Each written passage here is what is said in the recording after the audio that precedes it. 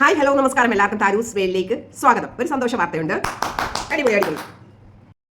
ഈ വാർത്ത പുറത്തുവിട്ടിരിക്കുന്നത് കർമ്മ ന്യൂസ് ആണ് പുറത്തുവിട്ടിരിക്കുന്നത്. വാർത്ത എന്താണെന്ന് വെച്ചാൽ, ഒലിവിയ ഡിസൈൻസിനെതിരെ അപകീർത്തികരമായ വാർത്തകളും വീഡിയോസുകളും പ്രസിദ്ധീകരിച്ച കേസ് ഇടപെട്ടിരിക്കുന്നു ഹൈക്കോടതി. വളരെ സന്തോഷം.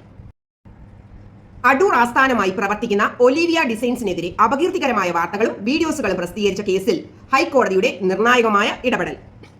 തങ്ങളെ അപകീർത്തിപ്പെടുത്തുന്ന വീഡിയോസുകൾ എതിർകക്ഷികൾ പ്രസിദ്ധീകരിക്കുന്നത് തടയണം എന്നാവശ്യപ്പെട്ട് ഒലിവിയ ഡിസൈൻ ഉടമ അശ്വതി സിബി അടൂർ മുനിസിപ്പൽ കോടതിയെ സമീപിച്ചിരുന്നു. തങ്ങളെ അപകീർത്തിപ്പെടുത്തുന്ന വാർത്തകൾ പ്രസിദ്ധീകരിക്കുന്നതിൽ നിന്ന് എതിർകക്ഷികളെ വിലക്കാനായി ഇടക്കാല ഉത്തരവിനായാണ് ഒലിവിയ ഡിസൈൻ കോടതിയെ സമീപിച്ചത്. എന്നാൽ കോടതി എതിർകക്ഷികൾ ഹാജരാക്കാനും അവരുടെ മറുപടിക്കും ഒക്കെയായി കേസുകൾ മാറ്റിവെക്കുകയാണ് ഉണ്ടായത്. എതിർകക്ഷികളിൽ ചിലർ നോട്ടീസ് കൈപ്പറ്റിയില്ലെങ്കിലും മനഃപൂർവ്വം ഹാജരാകാതിരുന്നത് മൂലമാണ് കേസ് വൈകുന്നത്.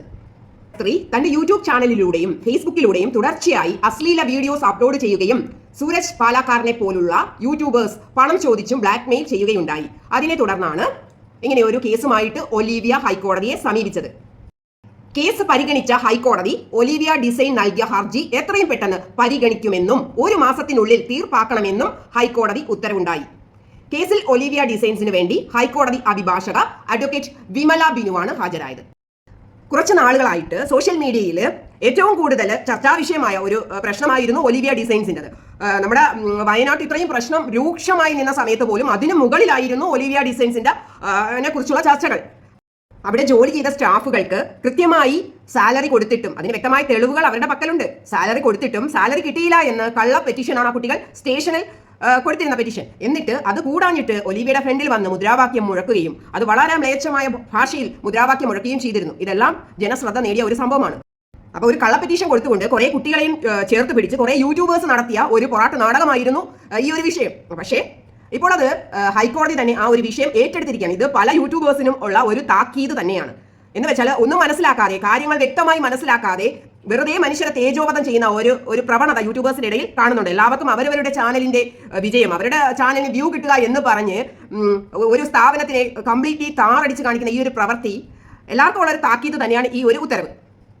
അതിനേക്കാൾ ഉപരി മാമാട്ടിയമ്മ എന്ന് വളരെ പുച്ഛത്തോടെ കളിയാക്കി പറയുന്ന ചില വ്യക്തികളുണ്ട്. പക്ഷേ അങ്ങനെ പറയുമ്പോഴും ഞാൻ പറയുന്നു, ബ്രില്യൻ്റ് ആണ് അദ്ദേഹം. സിബി സാറ് വളരെ ബ്രില്യൻ്റ് ആണെന്ന് ഞാൻ പറയുന്നു. അതുകൊണ്ട് തന്നെയാണ് അദ്ദേഹത്തിന്റെ ഒരു സ്ഥാപനത്തെക്കുറിച്ച് ഇത്രയും ചർച്ചയുണ്ടായത്. അപ്പോൾ അദ്ദേഹം പറഞ്ഞൊരു വാക്കുണ്ട്, ഞങ്ങൾ പണ്ട് സമയത്ത് ഞങ്ങൾ വീഡിയോസ് ഇടുമ്പോൾ ഒരു 100 വ്യൂ കിട്ടും, അതിനപ്പുറം ഞങ്ങളുടെ വീഡിയോ ആരും കാണാറില്ല. ആ ഒരു സിറ്റുവേഷനിൽ നിന്ന് ഞങ്ങളുടെ വീഡിയോസ് ഇത്രയും 100Kയിലേക്ക് എത്തിച്ചു തന്ന എല്ലാവരോടും അദ്ദേഹം നന്ദിയാണ് പറഞ്ഞത്. അപ്പോൾ അദ്ദേഹം ബ്രില്യൻ്റ് അല്ലേ?